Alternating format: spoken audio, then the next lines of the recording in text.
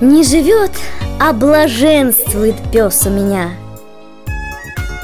Целый день звонкий лай, беготня и возня.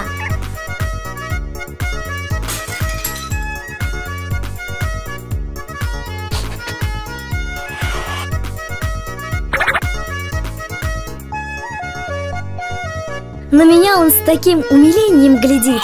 Ну, вот-вот улыбнется и заговорит. Иногда он лежит после сытной еды, морду в лапы уткнет и не знает беды. Племя мух начинает его донимать.